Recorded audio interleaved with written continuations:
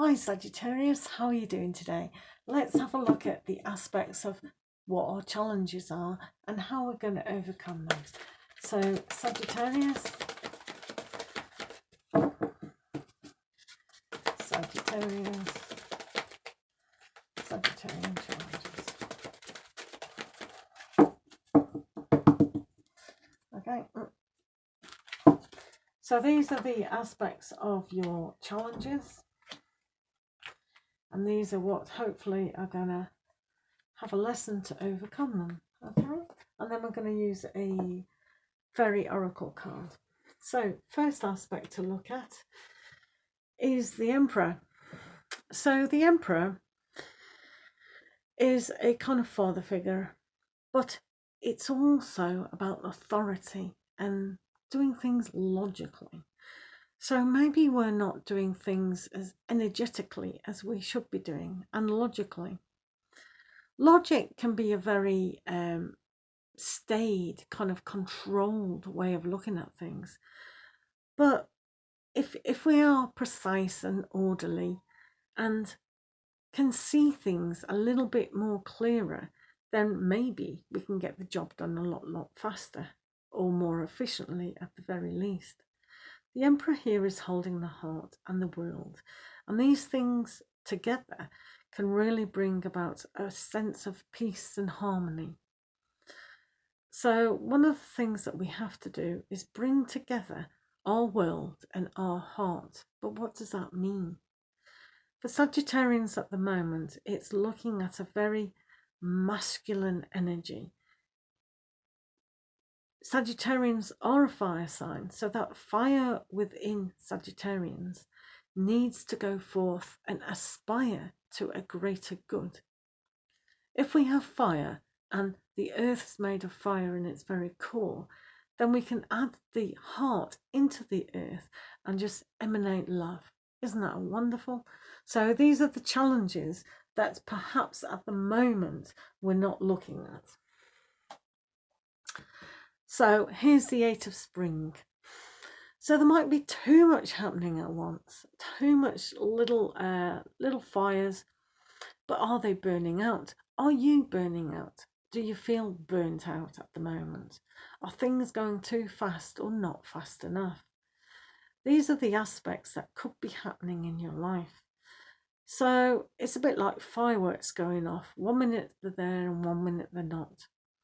So sometimes it's about our energy, our life, and how vulnerable we can actually be.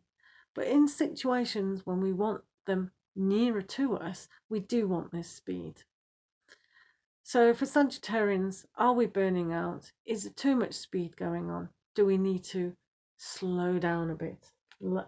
These will allow us to have a look at those aspects. So you have the Prince of Summer.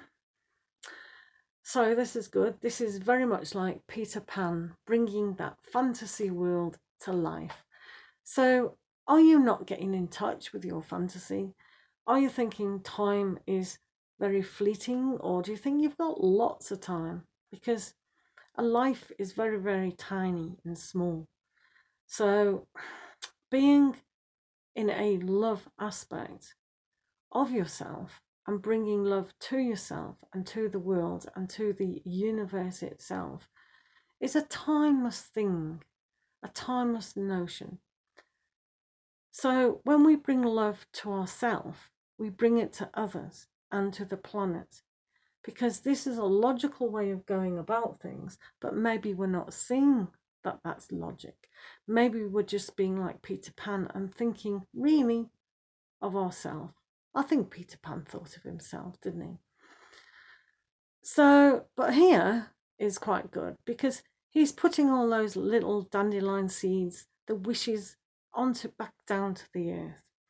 So what's happened here is the aspiration to go higher than ever before, which basically means tapping into your higher self, which is obviously a challenge at the moment because maybe you don't think you've got time.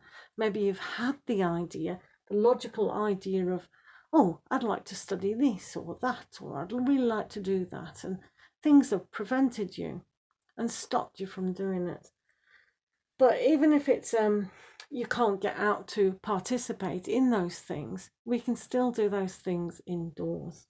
So let's have a look how to overcome these challenges. So you have the Princess of Autumn. So this is an aspect of bringing in a practical sense to your life. A practical sense in being mindful of grounding yourself.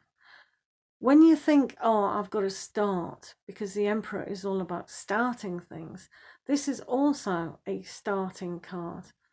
But it's also about bringing the vision of the future towards yourself. So it's like maybe you don't think you've got enough money or time, like that card, into starting things. But this will give you the momentum to till your soil, kind of thing, clear the way to allow the logical aspects to come in, the energy that you need to grow what you do need. Does that make sense? So you have the Ace of Winter to fight the Eight of Spring. So the Ace of Winter is bringing you a new thought process to value how things happen, how things come about. This little girl, she needs time to think, time to inspire and grow.